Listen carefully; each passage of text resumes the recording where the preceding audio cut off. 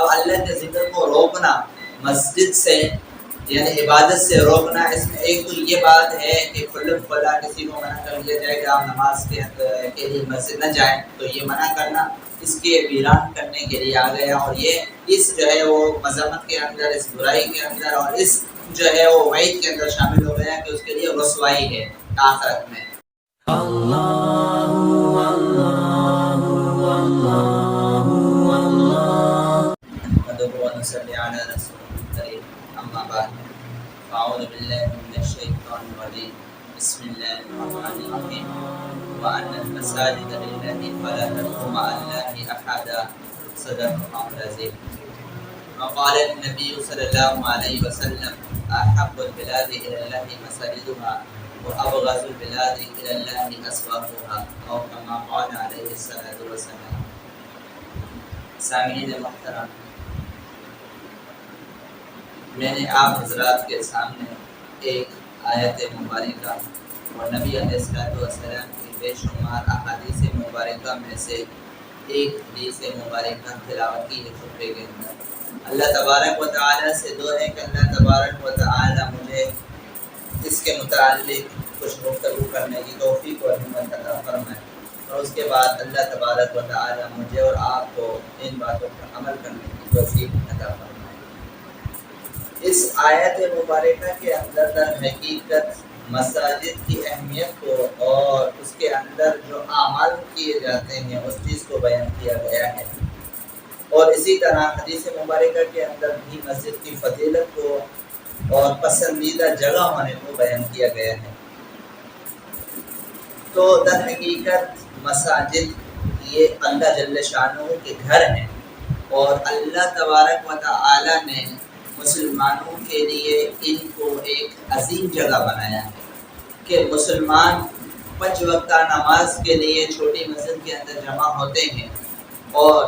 مسلمان آپس میں ملتے جلتے ہیں، ایک دوسرے سے محبت کا اظہار کرتے ہیں۔ پھر جب جو ہے وہ بڑا اجتماع جمعے کا ہوتا ہے تو جامع مسجد کی طرف جہاں جمعہ ہوتا ہے وہاں لوگ سعی کرتے ہیں، نماز جمعہ ادا کرنے کی طرف روانہ ہوتے ہیں، تو وہاں بہت زیادہ افراد ہوتے ہیں جمعے کی نماز کے اندر، ایک بہت بڑا اجتماع ہوتا ہے، تو وہاں پر بھی اس مسجد کی اہمیت اور فضیلت اور مسلمانوں کے اتحاد اور اتفاق کو در حقیقت بیان کرنا مقصد ہے۔ اور اس کے بعد جو ہے وہ نماز عید کے لیے ایک بہت بڑا اجتماع جمع ہوتا ہے، تو یہ چیزیں جو جمع ہوتی ہیں یہ اللہ کے گھر کے اندر، اور اسی طرح حج اور عمرے کا وقت آتا ہے تو بیت اللہ کے اندر یہ سب جو ہے وہ افراد بہت بڑی تعداد کے اندر جمع ہوتے ہیں، بہت بڑا اجتماع ہوتا ہے۔ تو یہ ساری کیفیتیں اور کیٹیگریاں اور یہ ساری جگہیں در حقیقت مسلمانوں کے لیے ایک عظیم و شان جگہ ہے کہ مسلمان ان جگہوں کا ادب اور احترام کریں اور ان کی فضیلت کو سمجھیں۔ مساجد در حقیقت شعائر اسلام میں سے ہیں، اسلام کی بنیادی چیزوں میں سے ہیں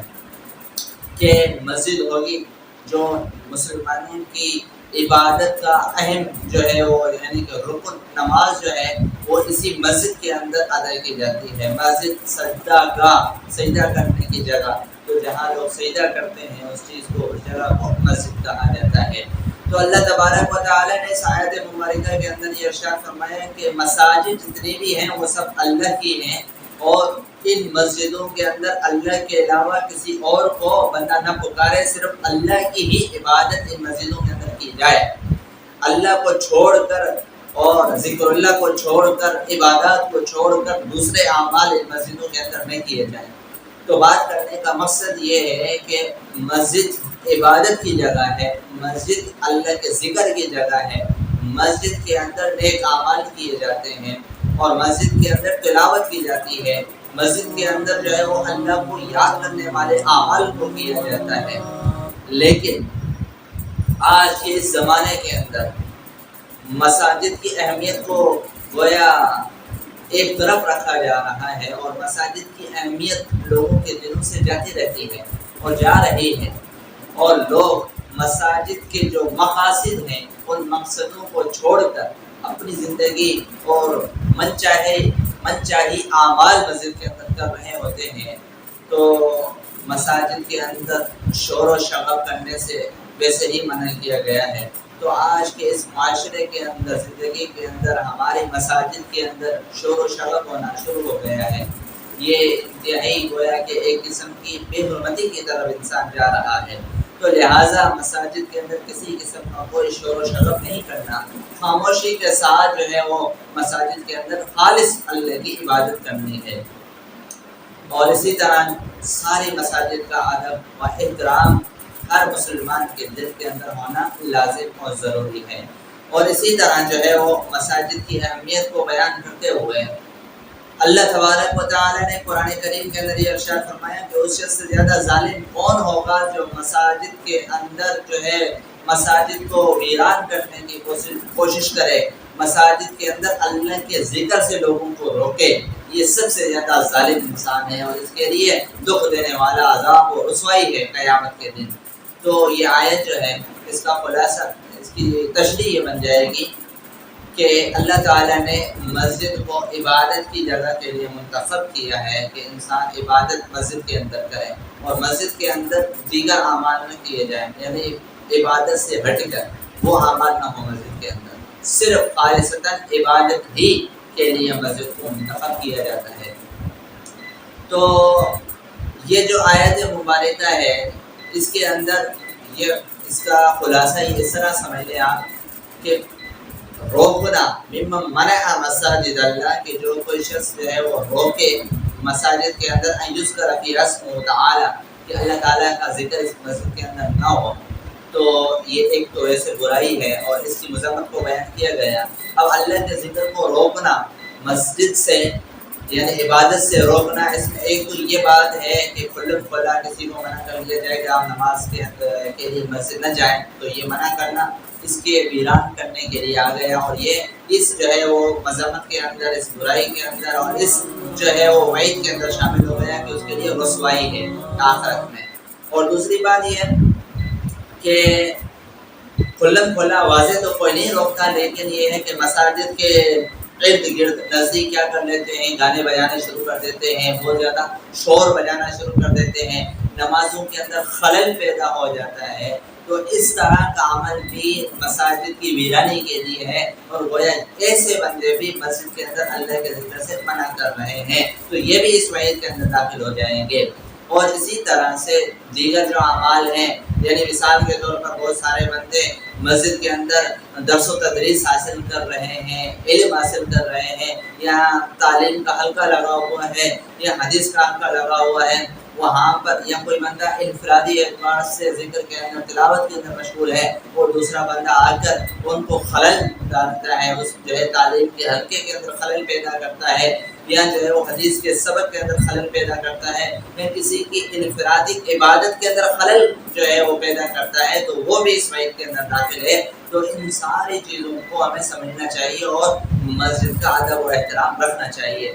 اور حتیٰ کہ علماء نے اس بات کو واضح کیا ہے کہ اگر کوئی بندہ نماز کے اندر مسجد میں مشغول ہو تو بلند آواز سے سلام بھی نہیں کرنا ہے۔ اور یہ بات اور اس مسئلے کو بھی واضح کیا گیا ہے کہ اگر تعلیم کا حلقہ لگا ہوا ہو، یا جو ہے وہ کوئی اجتماعی عمل کیا جا رہا ہو، اجتماعی اعتبار سے عبادت کی جا رہی ہو مسجد کے اندر، تو باہر سے آنے والے بندے کے لیے یہ لازم ہے کہ بلند آواز سے سلام نہ کرے تاکہ ان کو خلل واقع نہ ہو۔ اور یہ مسئلہ اس طرح واضح کیا گیا کہ اگر وہ بندہ سلام کرتا ہے اور یہ لوگ سنتے ہیں اور یہ لوگ جواب نہیں دیتے تو بھی ان پر کچھ گناہ نہیں ہے، واجب نہیں ان پر ان کو جواب دینا، اس لیے کہ اس نے جو سلام کیا وہ غلط جگہ پر سلام کیا، اس طرح سلام نہیں کرنا چاہیے، یعنی عبادات کے اندر ذرے برابر بھی خلل پیدا نہیں کرنا چاہیے۔ تو اب اس بات سے یہ مسئلہ واضح ہو گیا کہ جب یہاں پر سلام جو عبادت ہے، سلامتی کی دعا ہے، اس سے بھی منع کیا جا رہا ہے، تو شور و شغب کرنا اور جو ہے وہ گانے بجانے کی آوازیں بلند کرنا یا بلند آواز سے گفتگو کرنا، یہ کیسے درست ہوگا؟ دنیا کی باتیں کرنا کس طرح درست ہوگا؟ تو یہ ساری باتیں گویا کہ اس جو ہے وہ آیت میں ہمیں سمجھ میں آ رہی ہیں، ان چیزوں کا لحاظ رکھنا چاہیے۔ اور اسی طرح مسجد کے بہت سارے آداب ہیں۔ مسجد کے اندر جب بندہ آئے تو سب سے پہلے جب جو ہے مسجد کے اندر داخل ہو رہا ہو تو مسجد میں داخل ہونے کی جو سنتیں ہیں وہ ہم یاد کر لیں اور اس پر عمل کر لیں۔ اور اسی طریقے سے اور بھی دیگر جو آداب ہیں مساجد کے،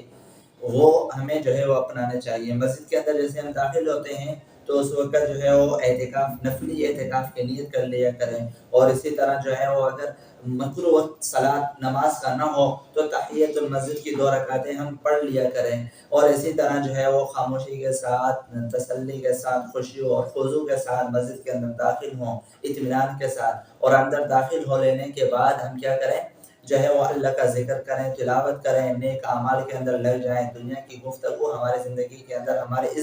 یعنی کہ اس وقت کے اندر نہ ہو مسجد کے اندر۔ اور اسی طرح جو ہے وہ نیک اعمال کے اندر جب انسان اس وقت کو گزارے گا تو حدیث کے اندر آتا ہے کہ مثال کے طور پر کوئی بندہ جلدی آ جاتا ہے اور کسی نماز کا وقت ہے، ابھی نماز کے وقت میں یعنی کہ نماز شروع ہونے میں 20 منٹ 15 منٹ باقی ہیں، تو 15 منٹ یا 10 منٹ یا 20 منٹ اللہ کے ذکر کے اندر لگاتا ہے یا خالی بیٹھا رہتا ہے، کوئی اور دنیاوی بات نہیں کرتا، تو وہ بھی گویا نماز کے اندر ہی شمار ہوتا ہے اس کا وقت۔ تو لہٰذا ہمیں یہ ساری باتیں سمجھنی چاہیے اور اس پر عمل کرنا چاہیے، اور ان باتوں کا لحاظ رکھنا ہر مسلمان کے زندگی کے اندر لازم و ضروری ہے، تاکہ مساجد جو شعائر اسلام ہیں ان کا ادب اور احترام ہمارے اندر موجود ہونا لازم ہے اور یہ ہونا چاہیے۔ اور اسی طرح مسجد کے آداب میں سے یہ ہے کہ مسجد کا دروازہ جو ہے وہ بند نہ کیا جائے۔ بہت سارے ساتھی مسجد کے دروازے کو بند کر لیتے ہیں، یہ مکروہ تحریمی ہے۔ ہاں البتہ جو ہے وہ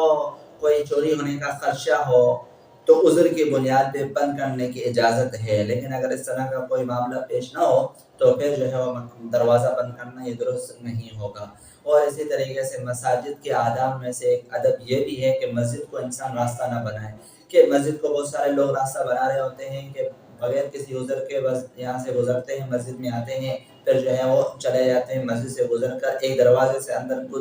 داخل ہوئے، دوسرے دروازے سے چلے گئے، نہ نماز پڑھی نہ جو ہے وہ کوئی عبادت کی، ایسے ہی آئے اور ایسے ہی چلے گئے، گویا مسجد کو راستہ بنا دیا۔ اس طرح نہ ہو کہ مسجد کو راستہ بنانا یہ گناہ ہے۔ اور اسی طرح جو ہے وہ خرید و فروخت کرنا یہ بھی مسجد کے اندر جو ہے وہ درست نہیں ہے۔ مسجد کے اندر انسان خرید و فروخت بھی نہیں کر سکتا۔ ہاں ضرورت کی بات ہے، ضرورت کی خرید و فروخت ہے، حالت اعتکاف کے اندر وہ کر سکتے ہیں، لیکن اس میں بھی شرط یہ ہے کہ وہ سودا، وہ چیز مسجد کے اندر حاضر نہ ہو، موجود نہ ہو۔ اور اسی طرح مساجد کے آداب میں سے بہت سارے ادب ہیں جو ہمیں سمجھنے چاہیے، اور اسی طرح مسجد کی چھت بھی مسجد کے ہی حکم میں ہے، آسمان تک، تو اس کو بھی مسجد کا ہی درجہ دیا گیا ہے، اور وہ بھی مسجد کے درجے اور مسجد کے ہی حکم کے اندر ہے۔ تو لہٰذا ہمیں جو ہے وہ مسجد کی چھت پر اگر ہم جائیں تو وہاں پر بھی وہی مسجد کے احکامات ہمارے اوپر لاگو ہوں گے۔ اور اسی طرح جو ہے وہ دیگر جو احکامات ہیں مساجد کے، اور اسی طرح جو آداب ہیں، جو مسائل ہیں، وہ ہمیں سمجھنے چاہیے اور اس پر عمل کرنا چاہیے۔ یہ چند باتیں جو ہے وہ میں نے آپ حضرات کے سامنے واضح کر دی قرآن کریم کی آیت سے، اور میں نے حدیث آپ کے سامنے پڑھی تھی کہ اللہ تبارک و تعالیٰ کے یہاں پسندیدہ جگہ جو ہے وہ مسجدیں ہیں۔ احب البلاد، شہروں کے اندر سب سے زیادہ پسندیدہ جگہیں وہ کیا ہیں؟ اللہ تبارک و تعالیٰ کے یہاں اللہ کے گھر یعنی مسجدیں ہیں، اور سب سے بری جگہ بازار ہیں۔ تو لہٰذا ہمیں اپنا وقت جو گزارنا چاہیے، زیادہ وقت وہ اللہ کے گھر کے اندر گزارنا چاہیے۔ اور اسی طرح جو ہے وہ ایک اور حدیث کے اندر آتا ہے کہ جس شخص کا دل وہ مسجد سے اٹکا ہوا ہوگا، مسجد سے جڑا ہوا ہوگا، قیامت کے دن وہ شخص جو ہے قیامت کے دن عرش الہی کے سائے کے اندر ہوگا، اللہ تبارک و تعالیٰ کے رحمت کے اندر ہوگا وہ شخص جس کا دل مسجد کے اندر جڑا ہوا ہوتا ہے۔ اور اسی طرح جو ہے وہ امام بخاری رحمہ اللہ نے بھی اس ایک حدیث کو بیان کیا ہے، جس کا خلاصہ اور مفہوم یہ آتا ہے کہ جو بندہ صبح اور شام مسجد کے اندر جاتا ہے تو گویا وہ اللہ کی مہمان نوازی کے اندر چلا جاتا ہے۔ اور اسی طرح ایک اور حدیث کے اندر آتا ہے کہ جو بندہ جو ہے وہ راتوں کے وقت مساجد کو آباد کرتے ہیں تو اللہ تعالیٰ نے ارشاد فرمایا کہ قیامت کے دن ان کے لیے پورے نور کی خوشخبری ان کو دے دو، جو مساجد کو آباد کرنے میں جلدی آتے جاتے رہتے ہیں اور راتوں کو بھی جاتے ہیں۔